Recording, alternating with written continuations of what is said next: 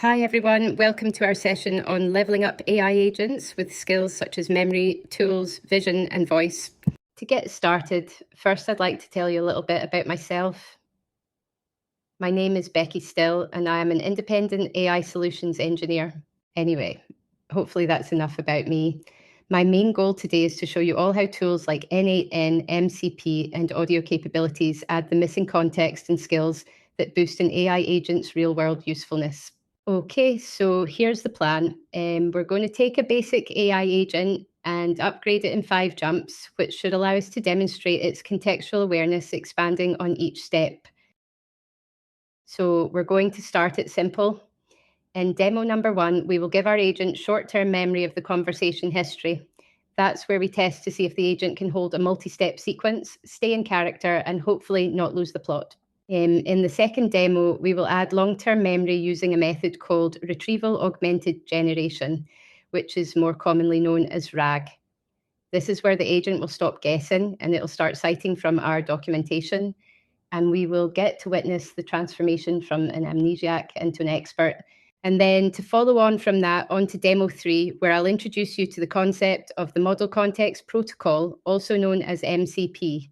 This is where we'll give our AI agent the ability to turn our intents into actions by connecting the tools we tend to use most in our day-to-day routines. In the fourth demo, we'll give our agent the sense of sight, making it a truly multimodal system that can understand images, providing rich visual context to its understanding of the world. Finally, in the last demo, we will change the interface. With voice, you can speak a task and then hear the results, hands-free, accessible, field-ready. So we get the same agent, but richer situational context. Our first demonstration of AI in action is going to be a high-stakes interaction where the user, a technician, must guide a friendly AI through a multi-step shutdown sequence. First, we need to create a system prompt for our agent. For anyone not familiar with what this means, a system prompt is essentially the AI's core job description. It's a set of instructions we give the model before it ever interacts with the user, defining its persona, its goals, what it should and shouldn't do, and the specific context it needs to operate in. Unlike a user's question, which changes with each turn, the system prompt remains constant in the background, guiding the AI's behavior and ensuring it stays on task throughout the entire conversation. The system prompt template is broken down into a few key areas. First, we define the persona. This is where we tell the agent who it is. You might tell it to be a researcher or an expert in coding or UX design. Next is the objective, which is its core mission, and this can be as little as a single sentence describing success. Showing the agent what good looks like is often key to getting successful outputs. Then we have the steps or instructions, which outline the process it needs to follow. We can give it the steps it needs to take and what tools it can use, then let it decide how to answer the query using the guidelines, knowledge and tools at its disposal. For the output format, we can specify different formats like code, JSON format, tables and images, or it could just be as simple as plain text. Finally, we have some basic guardrails. These are the hard rules that keep the agent on script, making its behavior reliable and predictable. Let's quickly break down the basic anatomy of the AI agent we're building in N8N. Every agent needs 3 core components to function. You can add an AI agent to the canvas by hitting the plus button in the top right-hand corner of the screen. As you can see, I've already completed the system prompt and I've added the user message to this instruction. To interact with our security agent, I have added a trigger. This is how it listens to the outside world. In our case, we're using the when chat message received node. Think of this as the front door or the ears of our application. For the purposes of this demo, we're going to toggle the setting to make the chat publicly available, then interact with our agent in a live test. We can also set a friendly initial message that the bot uses to greet everyone.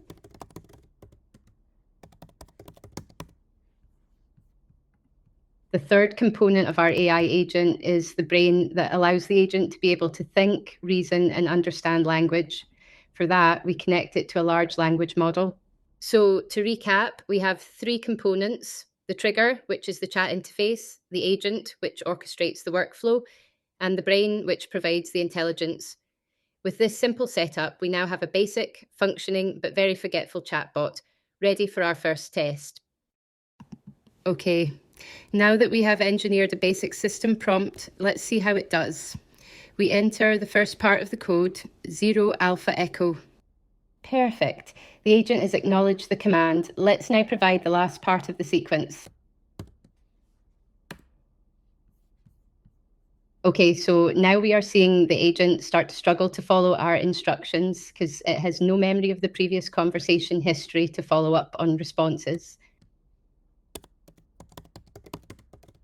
When we try to prompt with the execution command, the test fails as predicted. Let's have a look at how we can fix the agent to pass the test and receive the expected outcome. Let's go back to the canvas and add some simple memory by clicking the plus button. We don't need to change anything here for our test. Note that we now have a context window that includes 5 previous messages. Now let's replicate the exact same steps as before to see if we can get the test to pass this time.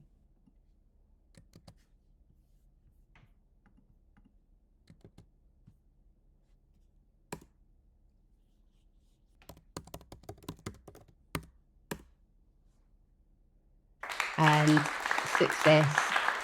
The agent confirms the command and simulates the action. By simply adding short-term memory, we've transformed a forgetful bot into a reliable agent that can follow a complex multi-step procedure. The next demonstration showcases the transformative power of giving an agent long-term memory using a vector store and RAG. Let's quickly dive into one of AI and machine learning's most fundamental concepts, embeddings.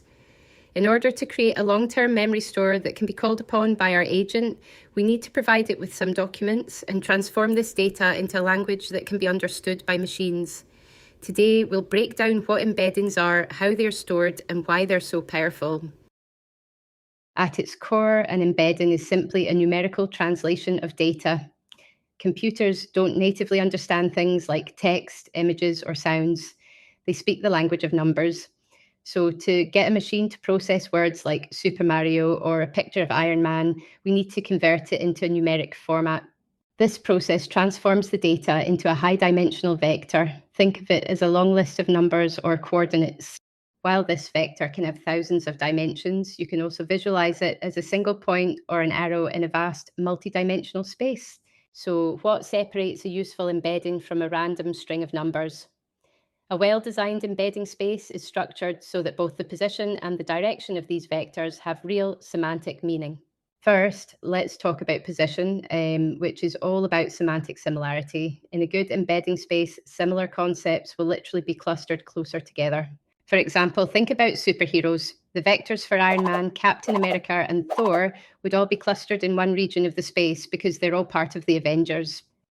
Meanwhile, Batman, the Flash, and Wonder Woman would form another cluster somewhere else, representing the Justice League. This spatial grouping is what powers things like recommendation engines. If you like a hero from one cluster, the system can easily suggest others from that same neighborhood. Beyond just where the points are, the direction between them is also incredibly meaningful. This is where we can capture complex relationships. Let's stick with our superhero theme. Imagine you take the vector for Bruce Wayne, subtract the vector for Batman, and then add the vector for Superman. The resulting vector will land you right next to the embedding for Clark Kent. What we've done here is captured the abstract concept of a secret identity as a vector, a specific direction and distance in the space. This shows that the geometry of the embedding space isn't random. It encodes deep, meaningful relationships within the data. It's this powerful combination of position and direction that makes embeddings a cornerstone of modern AI. Let's now look at what we're going to store in our vector database. I have a CSV incident log, which includes a log of the first demo we carried out. We have 3 rows with columns that capture the case ID, the name of the rogue AI, the incident date, the severity level, and the current status. I have also created a PDF report with the full post-incident analysis. It includes a summary of the incident, root cause analysis, key technical details, and new containment procedures to follow. We should also update our system prompt before we begin. The new persona, Security Incident Analysis Assistant, clearly defines its role as a knowledge worker, not just a simple protocol bot. The objective explicitly tells the agent its main job is to use the connected knowledge base, the vector store. The steps now include the crucial grounding instruction, which forces the agent to rely on the documents and prevents it from hallucinating or making up answers, which is essential for factual accuracy. We have kept the output format simple and the tone professional. And finally, we have added an important guardrail. This is the most important safety feature for a knowledge retrieval agent. It directly prevents the agent from making up facts and forces it to be honest about the limits of its knowledge base. It's a conceptual evolution from a simple list of rules to a fundamental operating principle. We can now head back over to the canvas for our first test, where we will verify that the agent cannot answer questions about events out with its general knowledge context prior to connecting to the vector store. I have already updated the system prompt. Now let's ask, what was the root cause of the Becky bot incident?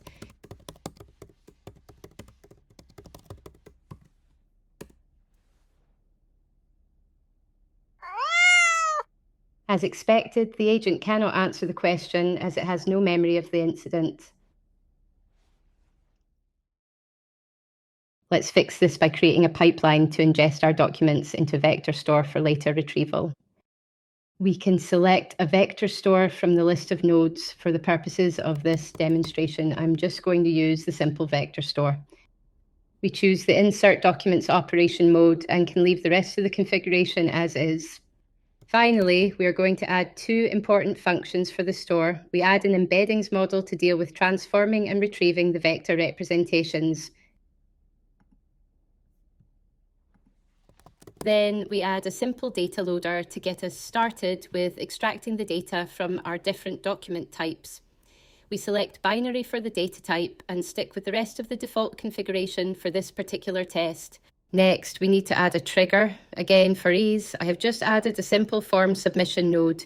You can give it a title, add a field name and element type, in this case, files. You can also set it up for ingestion of multiple files, and I have set this form only to accept files of type CSV and PDF. That is enough configuration for now to allow us to demonstrate ingestion of both structured and unstructured data. I'm now going to upload the CSV incident log and the PDF post-analysis report to turn them into vector representations so that we can later query this knowledge base with natural language instructions. Now let's add the vector store as a tool that the agent can access as a knowledge base. We will configure the tool to retrieve documents, and the rest of the default configuration will suffice for now.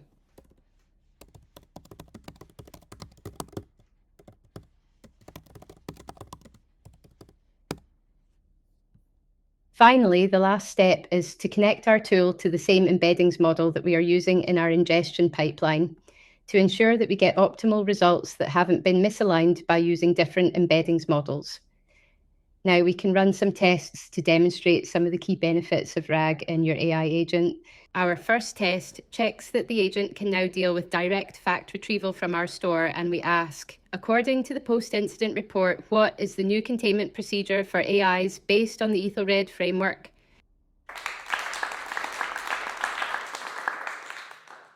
We can check our report to confirm that this is indeed factually correct. The AI can retrieve specific factual details directly from the ingested PDF. Our second test is to demonstrate the agent can handle semantic similarity of words. We ask, tell me about security events involving unauthorized data movement.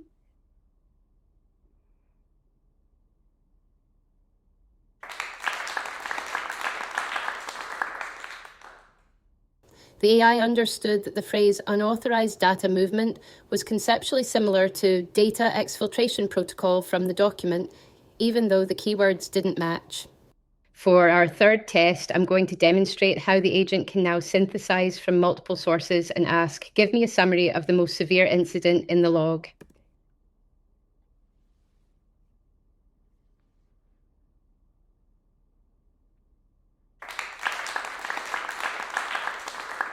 The AI intelligently combined data from two different sources.